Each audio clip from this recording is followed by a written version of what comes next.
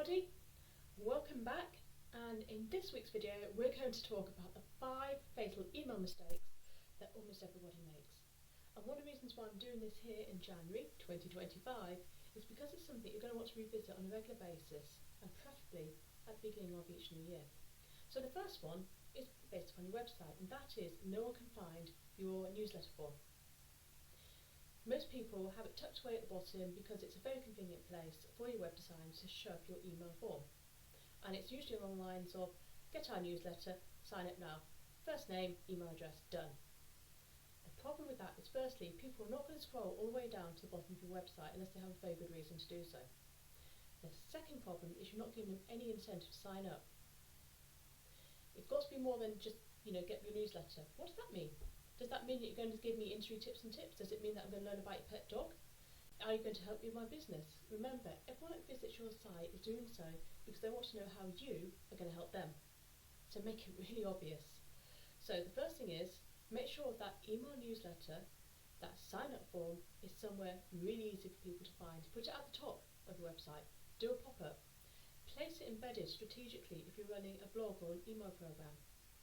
Make it really, really obvious to people that you have a newsletter and they need to have it. Which leads me to the second thing. Give them a reason and incentive, both for signing it and for reading it.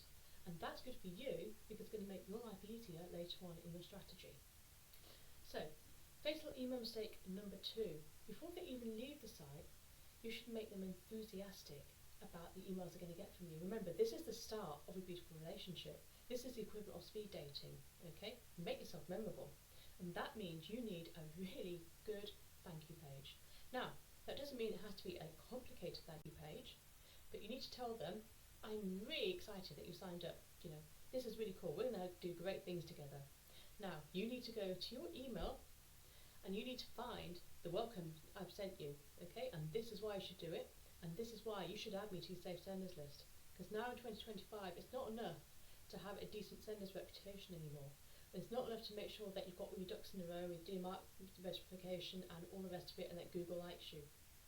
The only way you're going to be seen regularly by your people is to make sure you have got into their inbox and that they have marked you as safe. So make sure before they leave your site, they know the next step they need to take to get that newsletter. Right, on to fatal email mistake number 3, okay, and that is you don't have a welcome email. Or if you have got a welcome email, you haven't updated it. This goes back to, have you got a decent incentive, and does it still align to what your business is selling? Because if, like me, you're in the services, things do change over the years. Your goals might change, what you choose to serve who you may choose to serve may change, and what you choose to sell and how you say it will change. And that makes a difference to the incentives you give people when they sign up and what you want to say to them at the next stage of their journey. So go and check that welcome email and make sure it contains the 3 key promises that every single welcome email should have but usually don't. The first one is, remind them who you are. Even if it's only been 2 hot seconds since they last saw you on the site, remind them who you are. Restate what they're going to get from you and make sure you deliver it, and then tell them when you're going to talk to them next, okay? Because there's nothing worse than saying, great, we're going to be best buds, bye! And that's it. Complete silence, tumbleweeds for a couple of weeks, and then you might pop back into the world. So, the first thing is, if you can afford to, or if you've got the time, do an email sequence, okay?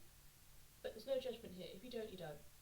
However, the next thing is, whatever you decide to commit to, be it once a week, once a day, once a month, once a quarter, you will stick to that, so they know when they're next going to hear from you. It really matters. You're doing a promise to them and also to yourself, which leads me to email mistake number 4, and this is the crucial one.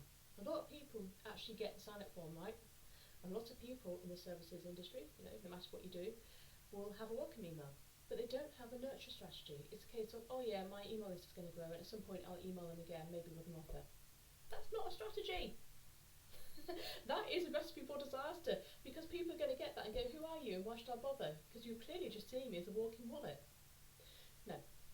Your email strategy allows you to position yourself as the expert in their eyes, and it allows you to sell yourself as you. Finally, it allows you to have a bit of fun with them.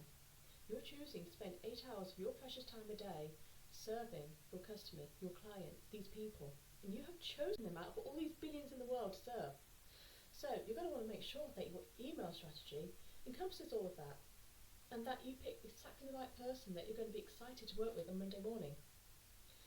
So for your nurture strategy, you decide how often you want to email them, what's it going to be about, and what value do they get out of it. You don't have to overcomplicate it, but you have got to make sure it's something you can do without burnout. That leads me on to fatal mistake number 5, and that is your exit strategy. Now, not everybody who goes to your website will sign up to your email list, and not everyone who signs up to your email list is going to be the right fit to work with you. That's fine. Every single time you send out an email, you're going to have what's known as churn, and that is a few people that say, I'm going to unsubscribe, it's spammy, I don't want this anymore. That's cool.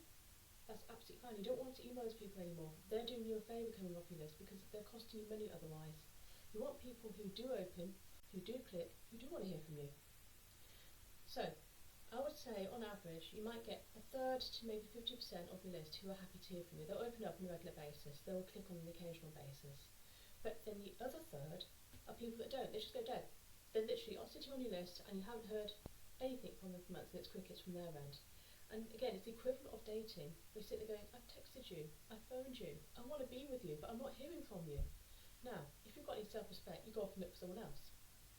And if you have any inkling of what you want to do with the emails, you have what's known as the exit strategy, also known as the zombie strategy, if you're with me, or the sunset strategy, if you want to be a little bit more politically correct.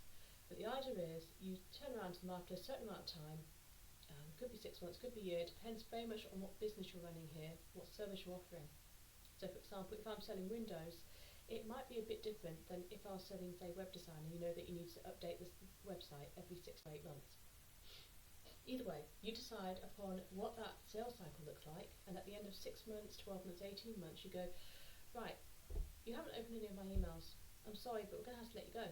You know, do you want to hear from us anymore? Have you resolved your problem? Is there anything we can help you with? You do that, and then you quite simply archive them. You take them off the list, because if they're on the list, not opening, not responding, they're hurting your seller's reputation and costing you money. And I've been telling my clients this since Doomsday, and I'm probably going to keep doing it until I retire. You don't need everyone on your email list, you only need the people that are engaging with you. Those that don't, after a certain period of time, you have to ask, why are they there? Why are you still emailing them? You know. Now, if you've got a good reason to it, let's say you're an insurance company and you only need to hear from your customers once a year, when renewal comes up, that is completely different to, say, a hairdresser who knows that her customers are going to need the hair cutting every 2 months. So you do have to adjust it, but you absolutely do need an exit strategy, because that will keep your list clean, it will keep your open rates high, and it will keep your morale high. Because don't underestimate how much work it takes to email. Now, I can give you all the tips and tricks, and I can tell you how to run your email newsletter in about 30 minutes a week, but you still need the time, the thinking, the energy, the passion to make this work. So let's make it work for you. So those are your 5 fatal email mistakes. Go away and make sure you're not doing any of them. Take care. Take care. Bye.